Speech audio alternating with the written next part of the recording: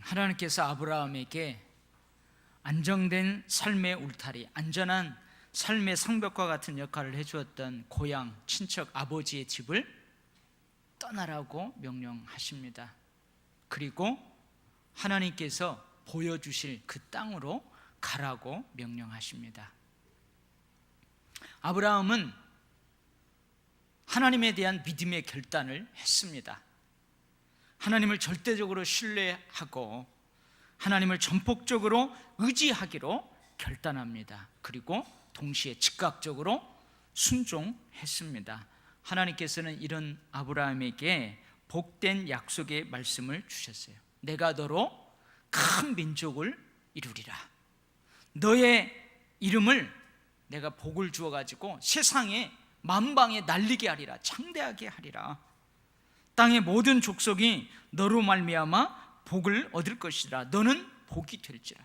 너를 축복하는 자에게 내가 복을 내리고 네가 저주하는 자에게 내가 저주하리라. 여러분, 이건 어떤 의미라고 그랬죠? 하나님께서 아브라함을 특별 대우하겠다, 그런 의미라고 그랬어요. 하나님께서 아브라함을 특별하게 취급하겠다. 아브라함아, 너와 나는 특별한 관계가 있다, 그런 의미예요. 내가 이 땅을 내 자손에게 주리라. 가나안 땅을 아브라함의 자손에게 주시겠다고 약속을 하셨습니다. 아브라함을 택하시고 아브라함에게 복을 주어 세상 나라 속에서 하나님 나라를 세워 인류 구원의 역사를 이루어 가시겠다는 이 복된 말씀을 아브라함에게 주셨습니다. 오늘 여러분에게 제가 읽어드린 이 본문은 애굽이라는 세상 나라 속에서, 애굽이라는 세상 나라 속에 하나님 나라인 아브라함이 어떻게 살고 있는지 한 단면을 보여주고 있습니다. 아브라함이 살아가고 있는 땅에 흉년으로 먹을 것이 턱없이 모자라게 되는 그런 기근이 들었어요. 병충해 때문인지 가뭄 때문인지 아니면 태풍과 홍수 때문인지 기근이 아주 심하게 되었습니다.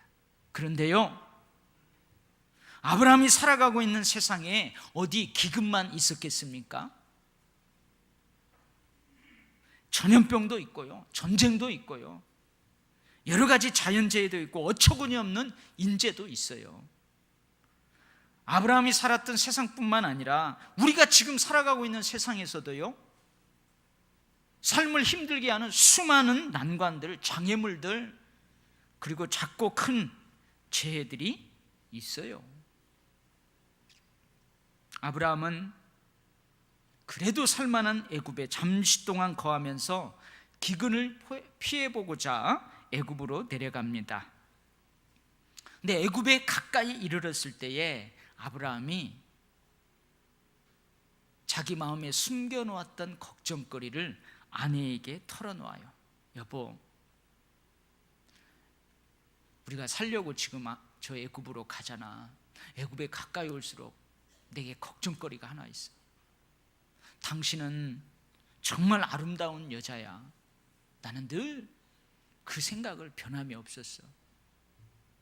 애굽 사람들이 정말 아름다운 당신을 보고 당신을 아내로 둔 나를 죽여버리고 당신은 살려줄 거야. 그러니 애굽에 내려가거든 당신은 나를 오빠라고 불러요.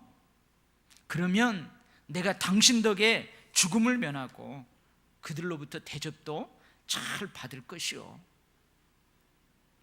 결국 사레가 아브라함의 아내인 줄은 꿈에도 모르고 동생인 줄만 알았던 애굽 왕 바로가 그 사레를 데려가 버려요. 그리고 아브라함은 이 사라 덕분에 양, 소, 노비, 암수, 나귀, 낙타를 얻게 되는 후한 대접을 받게 되었습니다. 그런데 이 일 때문에 바로 애굽의 왕 바로와 그 집안이 하나님께 큰 재앙을 받게 되었어요. 아브라함은 결국 사라와 함께 바로 왕이 이미 준 모든 소유를 가지고 애굽에서 추방당합니다. 여러분, 이러한 오늘 본문의 사건을 아브라함이 어떤 존재인지를 생각하면서 한번 살펴보시기 바랍니다. 아브라함이 어떤 존재인지를 생각하면서 오늘 본문을 살펴보면서 함께 은혜를 나누려고 그래요. 여러분, 아브라함은 어떤 사람이에요? 아브라함 역시 평범한 보통 사람이에요. 제가 초등학교 다닐 때 저희 반 담임 선생님은요, 똥 누러 안 가는 줄 알았어요. 화장실 안 가는 줄 알았어요. 우리 학교 교장 선생님은요, 절대 변소에 안 가는 줄 알았다니까요. 근데 나중에 커서 알고 봤더니요, 우리 담임 선생님도 교장 선생님도 나처럼 다 갔다 왔더라고요. 평범한 사람이에요. 배고프면 밥을 먹어야 돼요. 뭐 목사는 밥 안 먹어도 배부른 줄 아세요? 아니에요. 선생님은 밥 안 먹어도 배부른 줄 아세요? 아니에요. 밤에는 잠을 자야 하고 낮에는 일을 하면서 살아가는 당시 여느 사람들과 마찬가지의 삶을 사는 평범한 사람이었어요, 아브라함은. 그러나 평범한 보통 사람인 아브라함은 하나님께 특별 대우를 받는 사람이었습니다. 하나님과 특별한 관계를 맺고 살아가는 사람이었어요. 땅의 모든 족속이 아브라함과의 관계를 어떻게 설정하느냐에 따라서 하나님께 복을 받기도 하고 하나님께 저주를 받기도 하는 축복의 통로였어요. 아브라함은 세상 나라 속에서 하나님 나라로 살아야 하는 특별한 사람이었어요. 오늘 본문에서 보게 되는 아브라함의 행동이 과연 아브라함다운 처신입니까? 아브라함다운 행동을 하고 있어요? 아브라함다운 삶을 살고 있어요? 세상 나라 속에서? 그렇다고 할 수 없습니다. 아브라함답지 못한 처신을 하고 있습니다. 기근을 피해 살아보려고 내려갔던, 그래도 살만한 애굽 역시 세상 나라예요. 애굽에 가까이 오자 가장 사랑하는 아내가 가장 가까이서 자신의 생명을 위협하는 존재가 될 것이라는 그런 생각을 하게 됩니다. 나는 죽이고 그대는 살리리니 그대는 나의 누이라 하라. 그러면 나도 안전하고 너 목숨도 내 목숨도 보존되리라. 여러분, 이게 무슨 말일까요? 나는 죽고 너는 산다. 여러분, 이것은 남편으로서 아내로서 절대 아니라는 말이에요. 남편이 나는 죽고 아내인 너는 사냐? 절대 아니라는 말이죠. 그래서 뭐라고 하는 거예요? 너도 살고 나도 살자. 남편인 나도 살고 아내인 너도 살자. 그런 말이에요. 지금 아브라함이 그런 말을 하는 거예요. 근데요, 가만히 보세요. 진짜 이러는 걸까요? 여보, 당신도 살고 여보, 나도 살자. 여러분, 그러는 걸까요? 가만히 보세요. 아니에요. 사라가 애굽에 내려가서 아내가 아니라 누이 동생이라고 하는 것은 여러분, 사라가 사는 것이 아니라 사라를 죽이는 거예요. 그러니까 결국은 뭐라는 거예요? 너도 살고 나도 살자가 아니라 실상은 너는 죽고 나는 살겠다, 그 말이에요. 어떻습니까? 아브라함이 축복의 통로로 세움받은 사람 맞습니까? 맞아요? 우리 어제 지난주에 살펴봤잖아요. 맞아요. 맞습니다. 아브라함은 분명 하나님이 세우신 축복의 통로예요. 그런데 지금 자신의 생명의 위협 앞에서 그렇게 행동하지 못하고 있는 것입니다. 실제로 아내의 아리따움이 자신의 생명을 위협할지 어떨지 확실하지도 않잖아요. 근데 단지 그럴 것이라는 자신의 부정적인 생각일 뿐이에요. 그런데 아직 일어나지도 않았는데 그 생각 때문에 상대방은 죽으라고 하고 대신 자신은 안전하고 자신은 살려고 하는 거예요. 이러면 아브라함다운 행동이 아니잖아요. 그렇다면 과연 축복의 통로인 사람의 삶의 자세는 어떠해야 될까요? 세상 나라 속에서 하나님 나라를 살아야 하는 하나님의 특별 대우를 받는 사람의 삶의 자세, 삶의 자세는 어떠해야 될까요? 먼저 이런 사람이 있어요. 나도 죽고 너도 죽자. 그래, 이까이까 인생 그래 한번 해보자. 나도 죽고 너도 죽자. 이러면 어때요? 이 사람은 축복의 통로로 사는 삶의 자세가 아니에요. 이 사람은 복수와 증오와 분노에 불타는 사람이에요. 또 이런 사람들 있죠. 내가 너 죽이고 나 감옥 갈 거야. 너는 죽고 나는 살자. 그런 사람이 있어요. 제가 일부 때는요, 이 강단에서 쓸 수 없는 용어를 써서 아주 리얼하게 표현을 했는데, 너는 죽고 나는 살자 이거예요. 여러분, 이것도 축복의 통로로 살아가는 삶의 사람의 자세가 아니죠. 극도로 자기 중심적인, 극도로 이기적인 사람이에요. 그 다음에 이런 사람이 있죠. 뭐냐면, 야, 너도 살고 나도 살자. 너도 이기고 나도 이기자. 여러분, 축복의 통로인 사람의 삶의 자세는 최소한 이래야 됩니다. 아멘? 그렇죠. 너도 살고 나도 살아야죠. 우리 모두 잘 살아야죠. 우리 모두 다 승리자가 되어야죠. 그렇다면 축복의 통로인 사람의 최고의 삶의 자세는 어떤 것일까요?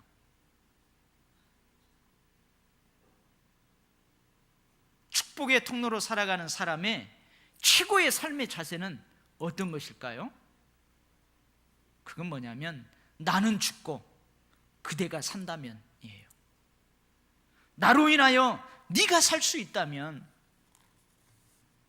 여러분, 이 자세가 축복의 통로로 살아가는 사람의 최고의 삶의 자세예요. 아멘? 그러면 설교하는 너는, 설교하는 목사 너는 그렇게 사냐? 예. 여러분, 나는 그렇게 살 수 없어요. 그러나 그러한 삶의 태도를 가져야 된다 이거예요. 아멘? 여러분, 그렇게 사는 사람이 이 세상에 얼마나 될까요? 흔치 않아요. 그러나 우리는 포기할 수 없는 거예요. 그런 삶의 태도는 가지고 살아야 돼요. 여러분, 요나 선지자가 그랬어요. 요나 선지자 때문에 요나가 탄 배가 큰 폭풍을 만나가지고 그 배에 탄 사람들이 다 죽을 지경이에요. 그때 요나 선지자가 함께 배에 타고 있는 사람들에게 뭐라고 그래요? 여보시오, 이 큰 폭풍은 나 때문에 일어난 것이요, 나 때문에 하나님께서 이 폭풍을 일으켰어. 그러니 나를 들어서 바다에 던지시오. 이게 무슨 말이에요? 나를 죽이시오. 그러면 당신들은 살 것이요. 그러니까 나는 죽고 당신들은 살아요. 당신들이 살 수만 있다면 나는 죽겠어. 요나가 그런 삶의 태도를 가져요. 근데 요나 죽었어요, 안 죽었어요? 안 죽었어요. 그 배에 탔던 사람들은 죽었어요, 안 죽었어요? 안 죽었어요. 결국은 큰 폭풍 중에 바다에 빠진 요나도 살고 배에 타고 있던 사람들도 모두 살았어요. 할렐루야. 모세가 그랬어요. 모세가 하나님과 함께 저 시내산 정상에서 40주야를 지내잖아요. 그리고 내려와 보니까 시내산 밑에 있는 그 백성들이 금반지, 은반지, 목걸이, 팔찌, 콧걸이 다 빼가지고, 귀걸이 다 빼가지고 금송아지를 만들어가지고 그게 하나님이라고 우상 숭배를 하고 있는 거예요. 하나님께서 이 백성들이 부패했다, 이 부패한 백성들을 내가 다 죽여버리고 모세 너로 다시 큰 민족을 이루게 하겠다. 이게 무슨 말이에요? 아브라함이 믿음의 조상이 아니고 모세 너를 믿음의 조상으로 세우겠다, 그 말이에요. 그때 모세가 뭐라고 그래요? 하나님 다 진멸될 백성들을 제발 용서하시고 그들을 살려주십시오. 그렇게 기도합니다. 만일 저 백성들을 하나님께서 다 진멸하실진데 내 이름도 생명책에서 지워주시기. 이게 무슨 말이에요? 차라리 하나님 나를 죽이시고 저 백성들을 살려주십시오. 이게 모세의 삶의 태도였어요. 모세 죽었어요, 안 죽었어요? 안 죽었어요. 결국 모세도 살고 백성들도 용서함을 받고 살았어요.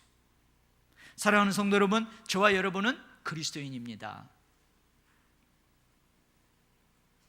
그리스도인이란 그리스도를 닮은 사람들이에요. 그리스도를 닮아가는 사람들이에요. 어디까지요? 예수 그리스도의 장성한 데까지, 장성한 분량까지 자라가는 사람들이 바로 저와 여러분 그리스도인들이에요. 예수님은 십자가의 현장을 눈앞에 두고 이렇게 기도하십니다. 아빠, 아버지께서는 모든 것이 가능하오니 이 잔을 내게서 옮기시옵소서. 그러나 나의 원대로 마옵시고 아버지 원대로 하옵소서. 이 예수님의 기도를 가만히 보면 그러나라는 접속사를 사이에 두고 확연하게 달라요. 이 그러나라는 접속사의 앞부분은 내가 십자가를 지지 않고 내가 죽음의 잔을 마시지 않고 인류를 구할 수 있다면 그렇게 해달라는 거예요. 이게 어떤 태도예요? 나도 살고 너도 살게 해달라는 거예요. 나도 죽지 않고 저들도 죽지 않고 모두 살게 해주십시오.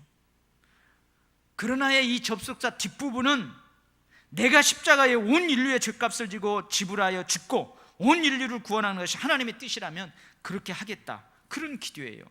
어떤 태도예요? 내가 죽고 온 인류가 산다면, 내가 죽고 그대가 산다면 나는 죽고 너는 살라, 이러한 태도입니다. 결국 예수님은 십자가에서 그렇게 모욕과 치욕과 고통 속에서 대속물로 자기 목숨을 내어 주었어요. 그리고 우리들은 죄와 사망에서 구원을 받게 되었어요. 예수님은 죽고 우리는 살았어요. 할렐루야. 이런 삶의 자세가 세상 나라에서 축복의 통로로 살아가는 사람의 최고의 삶의 태도입니다. 여러분, 나로 인하여 아내도 살고 남편도 살고 자식도 살아야 될 줄 믿습니다. 아멘이 적네요. 그러면 나로 인해서 남편도 죽고 아내도 죽고 자식도 죽어야 되겠어요? 여러분, 축복의 통로로 살아가는, 나로 인하여 남편도 살고 아내도 살고 자식도 살아야 될 줄 믿습니다. 아브라함도 살고 사라도 살고 애굽의 왕 바로도 살아야 될 줄 믿습니다. 재앙이 아니라 복을 받아야 될 줄 믿습니다. 누군가 만약 죽어야 한다면 아브라함이 죽겠다고 해야 될 것입니다. 만약 누군가 죽어야 된다면 내가 죽겠다고 해야 될 것입니다. 아멘? 이러한 삶의 태도를 가져야 돼요. 그러면요, 하나님께서는요, 아브라함도 살리고 사라도 살리고 애굽의 바로 왕도 복을 주실 줄 믿습니다. 또 한 가지 깨닫는 것이 있어요. 이게 뭐냐면, 그럼에도 불구하고 하나님의 복된 언약의 말씀은 취소되지 않는다는 거예요. 아브라함의 그럼에도 불구하고 아브라함과 하나님이 맺은 이 축복의 언약의 말씀은 취소되지 않는다는 거예요. 믿습니까? 여러분, 노아는 술에 취해 하체를 다 드러냈어요. 그리고 술이 깬 다음에는요, 자식을 저주했어요. 노아답지 못한 행동이에요. 그럼에도 불구하고 하나님의 언약의 말씀은 취소되지 않았습니다. 하나님의 인류의 구원의 역사는 멈추지 않았어요. 그럼에도 불구하고 무지개는 항상 우리 눈앞에 보여요. 마찬가지로 아브라함의 졸렬한 행동, 아브라함의 비겁한 행동에도 불구하고 하나님의 복된 언약의 말씀은 취소되지 않습니다. 사랑하는 성도 여러분, 나의 환경과 상황, 나의 삶의 태도에 의해서 취소되지 않아요. 어차피 하나님께서는 그럼에도 불구하고 아브라함을 선택하셨잖아요. 우리 지난주 봤잖아요.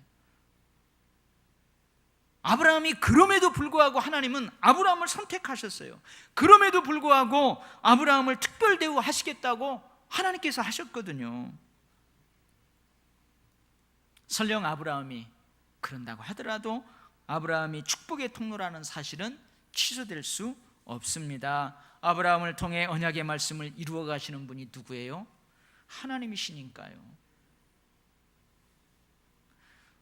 우리가 거룩한 곳에 있든 세속적인 곳에 있든 장소 여야에 따라서 여러분 취소되지 않습니다. 우리가 부유하든 담대하든, 우리가 가난하고 나약하고 두려워하든 우리의 인격과 우리의 자질에 따라 결코 취소되지 않습니다. 그럼에도 불구하고 하나님께서는 세상 속에서 우리를 지키십니다. 반복적인 리콜, 여러 번 리콜을 통해서 우리를 고치는 한이 있더라도 우리를 통해서 하나님께서는 주신 복된 언약의 말씀을 이루어 가십니다. 할렐루야. 여러분, 이것이 하나님의 신비스러운 은혜예요. 이것이 하나님의 신성한 능력이에요.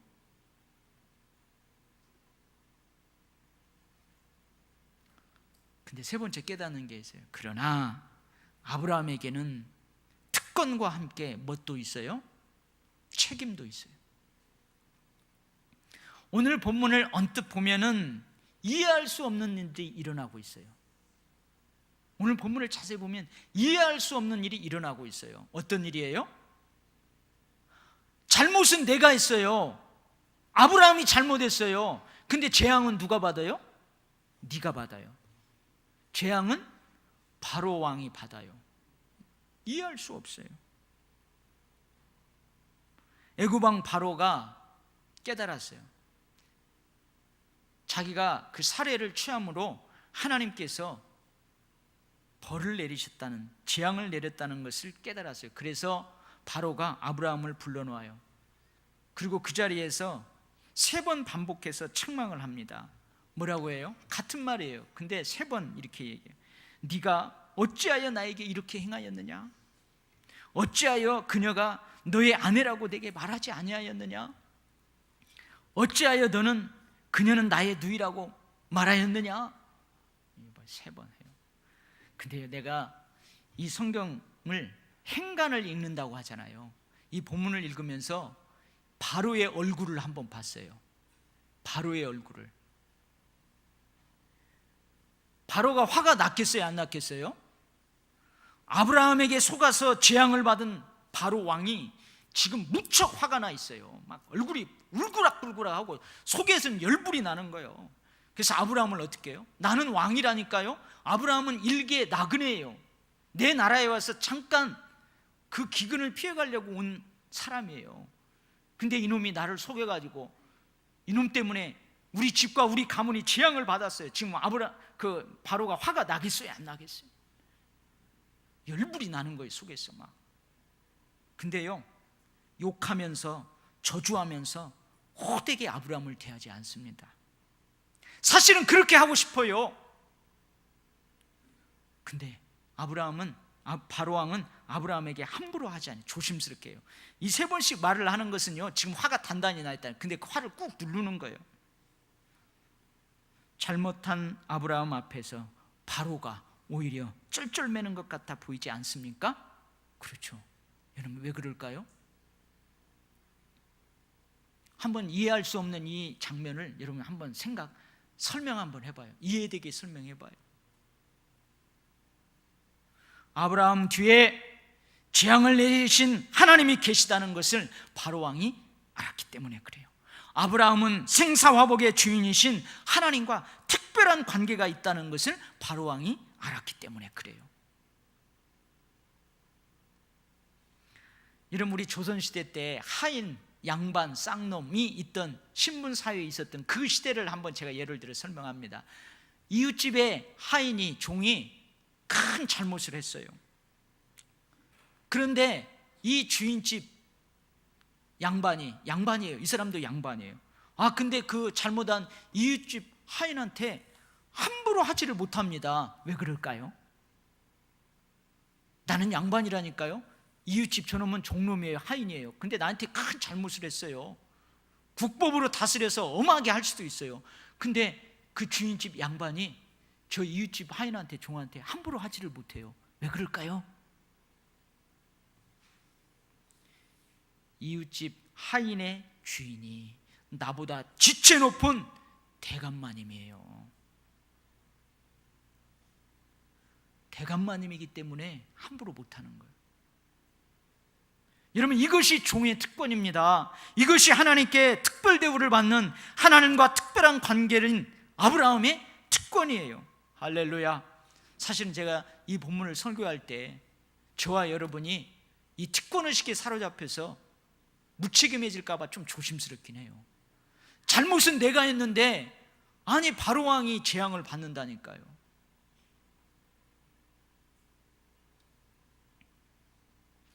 그러나 그 하인은 주인 대감마님의 입장을 난처하게 했어요. 대감마님을 부끄럽게 했어요. 여기에 하인의 책임이 있다는 거예요. 여기에 아브라함의 책임이 있는 거예요.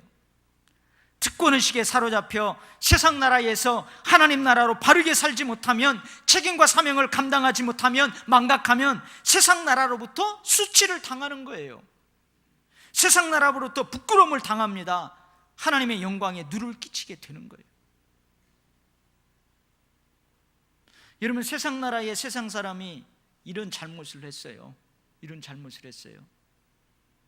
그리고요, 세상 나라 속에서 하나님 나라로 살아가는, 하나님과의 특별한 관계를 맺는 우리가 똑같은 잘못을 했어요. 그러면 사람들은요, 많은 사람들은 이 세상 나라 사람의 그 세상 사람들, 그것은 그럴 수도 있지 그래요. 근데 우리가 잘못했어요. 똑같은 잘못했으면 그럼 뭐라고 그래요? 엄청 뛰고 막 난리를 내요. 아니 말이야, 그런 잘못을 했단 말이야. 어떤 사람이 뭘 잘못했어요. 근데 그 사람이 전과 3범이래요. 그럼 사람들이 어떻게 해요? 내가 전과 3범인 줄 알았어. 그럴 수 있지 뭐. 근데 내가 잘못을 했어요. 그럼 나중에 보니까 목사래. 그럼 에이, 목사 새끼가 그런 잘못을 해? 사람들이 막 그러는 거예요. 왜 그래요? 왜 그래요? 책임이 있기 때문에 그래요. 세상 나라 속에서 하나님 나라로 살아가야 될 우리가 그 책임을 망각하고 특권의식에만 사로잡혀서 살아가면 이 세상에 희망이 없는 거예요. 그래서 그러는 거예요. 요즘 대기업, 모 그룹의 가족들의 갑질로 대중들의 공분을 사고 있어요. 다 아시죠? 히읗으로 시작하는, 이름은 못 밝혀요. 그리고 무슨 이름이에요? 그분들이 요즘 대중들을 분노케 하고 있잖아요. 왜 그래요? 항공기 조종사에게 자기 개인 물품을 챙기라고 비행기 운행 중이에요. 그렇게 못하는데 30분간 계속 교신을 했대요. 땅콩을 이 접시에다가, 예쁜 접시에다가 잘 담아가지고 4개로 안 갖고 오고, 여러분 봉다리채, 봉지채 주었다고 비행기를 회항시켜가지고요, 그 수석 승무원을 내리게 했대요. 아기를 안고 있는 70대 할머니를 두드려 패고, 차선 위반해서 단속 경찰을 치고 달아나가 시민들에게 붙잡히고, 이외에도 여러 가지가 있어요. 기업의 사회적 책임이 있는데, 여러분, 기업의 특권이 있어요. 기업의 총수들의 특권이 있습니다. 그것과 함께 기업의 사회적인 책임이 있어요. 근데 그것을 망각하고 특권의식에 사로잡혀가지고 갑질을 하니까 그들의 삶이 많은 사람들로부터 지탄을 받고 있는 거예요. 많은 사람들이 그걸 보고 분노하는 거예요. 미국 뉴욕의 허드슨 그 강변에 공항이 하나 있는데요, 그 공항 이름이 뭐냐면은 라과디아 공항이래요. 저는 거기는 안 가봤어요. 근데 이 라과디아 공항은 공항 이름이기도 하지만 사람 이름이기도 해요.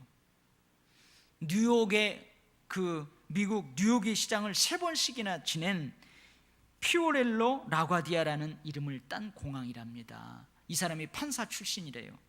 근데 판사 시절 이 사람하고 연결된 유명한 일화가 있어요. 나이 지극한 노인이 남의 가게에서 빵을 훔쳐먹인 죄로 이 라과디아 판사 앞에서 재판을 받게 되었습니다. 아니, 나이도 지극하신 분이, 알만한 분이 어찌 염치 없이 빵이나 훔쳐먹고 그 죄를 지었어요? 라과디아 판사가 이렇게 다그치니까 그 지극한 노인이 그 말을 듣고 눈물을 글썽이면서 막 눈물을 툭툭툭 흘리는 거예요. 내가 사흘을 굶었어요. 사흘을 굶다 보니 그때부터 아무것도 안 보여서 내가 남의 빵을 훔쳐 먹었어요. 그러는 거예요. 그러니까 방청석에 있던 많은 사람이, 자, 그래, 저렇게 딱한 처지인데 아마 저 판사님은 선처를 해줄 거예요. 용서를 해줄 거예요. 그런데 예상하고 다르게 라과디아 판사가요, 그 노인에게 $10의 벌금형을 구했어요. 구형해버렸어요. 그 노인이 어디가 돈이 있어요? 근데 거기에서 끝인 게 아니고 자기 자신에게도 10달러의 벌금형을 구형했어요. 그리고 방청객들에게도 50센트의 벌금형을 구형했어요. 그 이유가 있었어요. 그 노인이 사흘 동안 먹지 못하여 빵을 훔쳐먹기까지, 그러기까지 무관심한 자신들, 나는 판사로서 떵떵거리면서 잘 먹고 잘 살고 있을 때 저런 사람들 돌보지 않은 사회적 책임이 내게 있다. 그래서 자기에게 10달러를 벌금형을 부과했어요. 사람들은 사랑으로 돌보지 못한, 사회적 책임을 다하지 못했다, 우리들에게도 잘못이 있다. 그래서 50센트씩 벌금형을 부과했어요.